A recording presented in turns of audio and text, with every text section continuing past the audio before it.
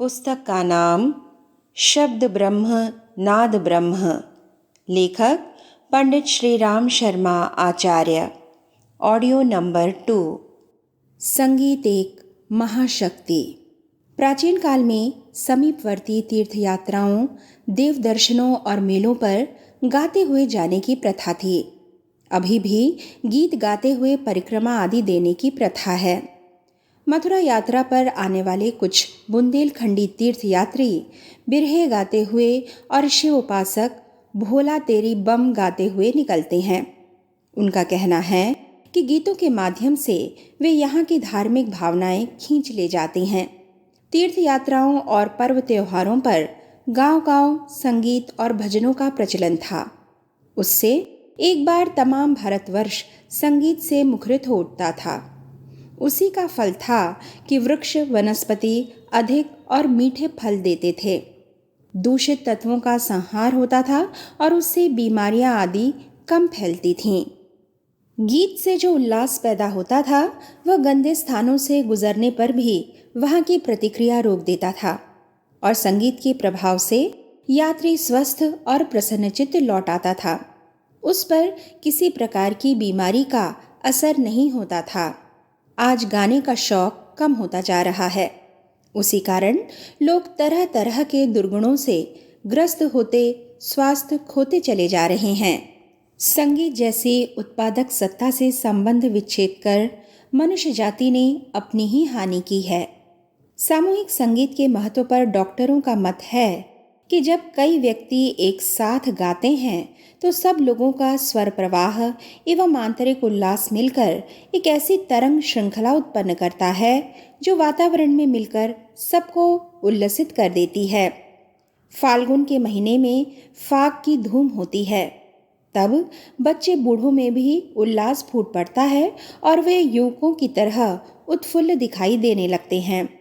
सामूहिक गायनों में सभी को अपने प्रयत्न से अधिक ही लाभ मिलता है और वह लाभ इतने व्यापक क्षेत्र को प्रभावित करता है कि प्रत्येक श्रोता, चाहे वह गाने में भाग न भी ले रहा हो, उस आनंद सरोवर में डूब जाता है। गाने की धुनों के साथ हाथ पांव अनायास ही गति करने लगते हैं। इसका तात्पर्य ही यह है कि संगीत का मनुष्य जीवन और आत्मा से सीधा संबंध है। आत्मा उसके बिना कुंठित हो जाती है। इसलिए आत्मिक प्रगति के प्रत्येक इच्छुक को गाने और संगीत सुनने का लाभ अवश्य लेना चाहिए। योग शास्त्रों में संगीत की बड़ी चर्चा है। तत्ववेत्ताओं का कथन है कि अदृश्य जगत की सूक्ष्म कार्यप्रणाली पर जिधर भी दृष्टि डालते हैं उधर ही यह प्रतीत होता है कि एक दिव्य संगीत से सभी दिशाएं और विश्व भुवन झंकृत हो रहा है। यह स्वर लहरियां वीणा, भ्रमर, झरना, नागरी भेरी, वंशी आदि की तरह सुनाई देती हैं। जिस तरह सर्पनाद को सुनकर मस्त हो जाता है, उसी तरह चित्त उन स्वर लहरियों में आसक्त होकर सभी प्रकार की चपलताएं भूल जाता है। नाद से संलग्न होने पर मन ज्योतिर्मय हो जाता है और जो स्थिति कठिन साधनाओं से भी कठिनाई से मिलती है वह स्वर योग के साधक को अनायास ही मिल जाती है। संगीत परमात्मा के आशीर्वाद के रूप में मनुष्य को मिला है। उस आशीर्वाद की वर्षा अपने ऊपर आप की जा सकती है। धन संपत्ति न मिले न सही, पर संगीत का आनंद तो वायु, जल, सूर्य की ऊष्मा की तरह उन्मुक्त रूप से हर कोई प्राप्त कर सकता है। इस महाशक्ति से संबंध जोड़कर प्रत्येक व्यक्ति को अपने गुणों और आत्मिक संपदा का विकास और दूषित तत्वों से देह, मन और आत्मा की रक्षा करनी चाहिए। विश्व के यशस्वी गायक एनरिको कारुसो लिखते हैं, जब कभी संगीत की स्वर लहरियां मेरे कानों में गूंजती, मुझे ऐसा लगता है मेरी आत्मचेतना किसी अदृश्य जीवनदायिनी सत्ता से संबद्ध हो गई है। मैं शरीर की पीड़ा भूल जाता, भूख, प्यास और निद्रा टूट जाती, मन को विश्राम और शरीर को हल्कापन मिलता।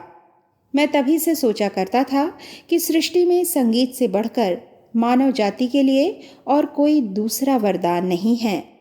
कारुसो ने जीवन भर संगीत की साधना की। जबकि एक बार एक शिक्षक ने यहाँ तक कह दिया कि तुम्हारा स्वर संगीत के योग्य है ही नहीं, तुम्हारा स्वर खड़खड़ाता है। पर निरंतर अभ्यास और साधना से कारुसो ने संगीत साधना में अभूतपूर्व सिद्धियां पाईं और यह प्रमाणित कर दिया कि संगीत का संबंध स्वर से नहीं, हृदय और भावनाओं से है। कोई भी मनुष्य अपने हृदय को जागृत कर परमात्मा के इस वरदान से विभूषित हो सकता है।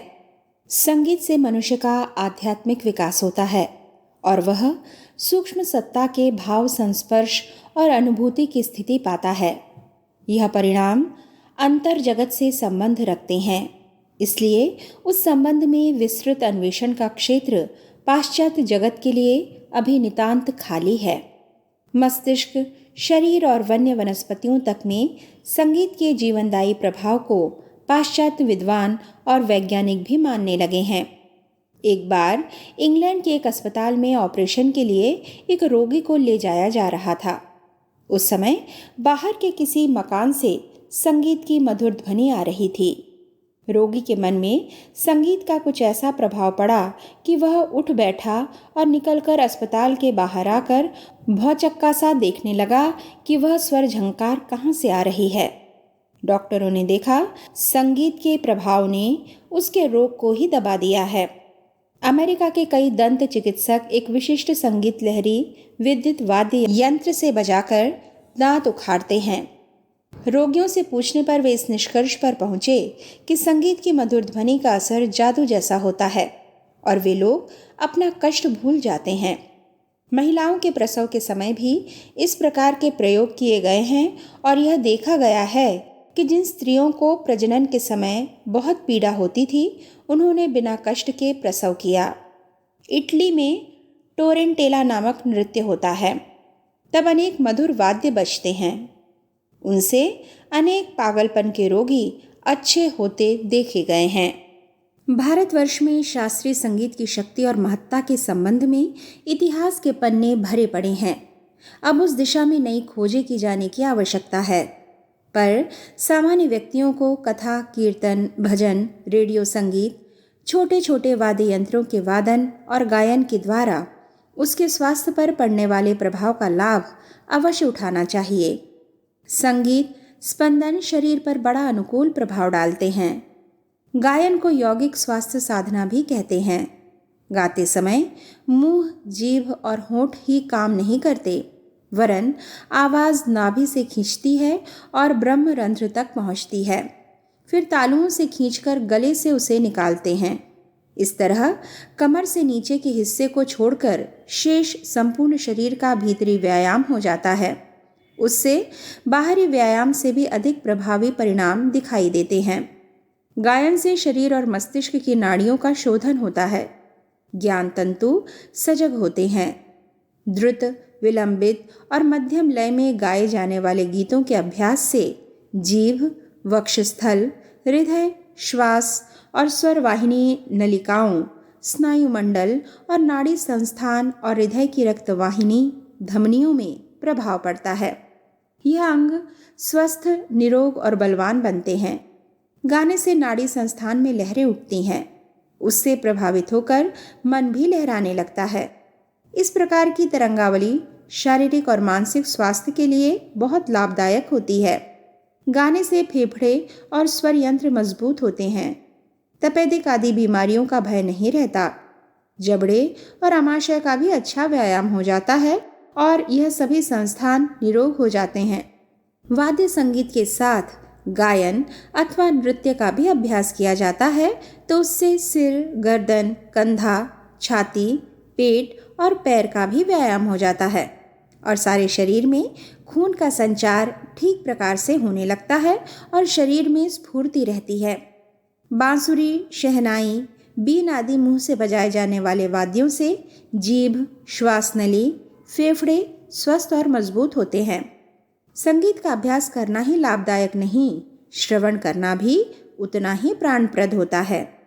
सुनने से और भी स्फूर्ति, चैतन्यता और रोमांच होता है। गायन और वादन की श्रोताओं पर जो प्रतिक्रिया होती है, उसके फलस्वरूप अधिक प्यास लगना, शरीर की जलन, नशे के प्रभाव, दुर्बलता, विष का प्रभाव, मूर्छा, नींद न आना, मानसिक विक्षिप्तता, आलस्य, पीड़ा, बुखार, बार बार दस्त और पेशाब होना, आंतरिक दाह, रक्तचाप, खांसी, पांडु रोग, कान के दर्द, हृदय की धड़कन, श्वास रोग आदि को आराम मिलता है। कई बार कुछ रोग असाध्य हो जाते हैं और उन पर संगीत का प्रभाव धीरे धीरे पड़ता है।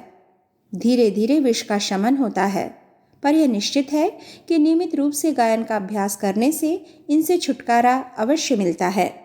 गायन में स्तुति, मंगलाचरण, भगवान का ध्यान, माता का ध्यान, छोटे बच्चों को पास बैठाकर गाना, सजावट और सौंदर्यपूर्ण स्थान जैसे देव मंदिर, तीर्थ अथवा जलाशयों के किनारे सामूहिक रूप से गाने का प्रयोग और भी प्रभावोत्पादक होता है। प्राचीन काल में ऐसे अवसरों, पर्व त्योहार, पूजन, तीर्थ यात्रा, मंदिरों आदि में संगीत अभ्यास और गायन की व्यवस्था इसलिए की जाती थी कि उन पर्वों और स्थानों के सूक्ष्म प्रभाव को तरंगायित कर उसका भी लाभ उठाया जा सके। संगीत का प्रभाव मनुष्यों पर ही नहीं, पशु पक्षियों पर भी पड़ता है। वेणु ना सुनकर सर्प अपनी कुटिलता भूलकर लहराने लगता है। कई प्रांतों में बहेलिए बीन बजाते हैं, उससे मुग्ध हुए हिरण, मृग निर्भय होकर पास चले आते हैं। हॉलैंड में गाय दूहते समय मधुर संगीत सुनाया जाता है। वहाँ की सरकार ने ऐसा प्रबंध किया है कि जब गाय दूहने का समय हो तब मधुर संगीत ब्रॉडकास्ट किया जाए। ग्वाले लोग रेडियो सेट दूहने के स्थान पर रख देते हैं। संगीत को गाय बड़ी मुग्ध होकर सुनती हैं और उनके स्नायु संस्थान पर कुछ ऐसा प्रभाव पड़ता है कि वे 15 से लेकर 20% तक अधिक दूध दे देती हैं। अभी शक्ति तत्व के अनुसंधान का क्षेत्र बहुत विस्तृत और अव्यक्त है, और जानकारी बढ़ेगी तो यह भी संभव हो जाएगा कि रीछ, भालू व शेर, बाघ जैसे खूंखार जानवरों को भी संगीत के प्रभाव से सात्विक और कोमल मनोवृत्ति का बनाया जाना संभव होगा। संगीतज्ञ कहते हैं कि साम संगीत को सुनकर चराचर सभी निर्विकार और अचेतन स्थिति को पहुंच जाते हैं, उसका लाभ भी तब मिल सकेगा। संगीत का प्रभाव जीवित जगत तक ही नहीं, वृक्ष और वनस्पति भी उससे प्रभावित होते हैं। अन्नामलय विश्वविद्यालय के वनस्पति शास्त्र के प्रधान डॉक्टर TCN सिंह ने ध्वनि तरंगों के द्वारा पौधों को उत्तेजित व वर्धित किए जाने की बात स्वीकार की है। केले और धान की खेती में संगीत की स्वर लहरियाँ डाली जाएं तो उनके वजन और उत्पादन क्षमता में वृद्धि होती देखी गई है। गाना, नाचना, गीत संगीत निश्चित रूप से प्रसन्नता की वृद्धि करते हैं। यह शरीर की स्थूल प्रक्रिया है। संगीत को हृदय और भावनाओं में उतार लेने से तो मनुष्य का आत्मिक कायाकल्प ही हो सकता है। संगीत एक प्रकार की स्वर साधना और प्राणायाम है, जिससे शरीर के भीतरी अवयवों का व्यायाम भी होता है और ऑक्सीजन की वृद्धि भी। फलस्वरूप पाचन शक्ति, गहरी नींद, चौड़ी छाती और हड्डियों की मजबूती का स्थूल लाभ तो मिलता ही है। दया, प्रेम, करुणा, उदारता, ममता, आत्मीयता, सेवा और सौजन्यता के भावों का तेजी से विकास होता है। यह सद्गुण अपनी प्रसन्नता और आनंद का कारण आप हैं। वैसे ऐसे व्यक्ति के लिए सांसारिक प्रेम और सहयोग का भी अभाव नहीं रहता। संगीत का अब सम्मोहिनी विद्या के रूप में विदेशों में विकास किया जा रहा है। अनेक डॉक्टर सर्जरी जैसी डॉक्टरी आवश्यकताओं में संगीत की ध्वनि तरंगों का उपयोग करते हैं। अमेरिका में बड़े स्तर पर संगीत की सृजनात्मक शक्ति की खोज की जा रही है। वहाँ के वैज्ञानिक ध्वनि तरंगों के माध्यम से न केवल विश्व संचार प्रणाली को सरल और सर्वसुलभ बना रहे हैं, वरन उसके माध्यम से अनेक रहस्यों का उद्घाटन भी कर रहे हैं।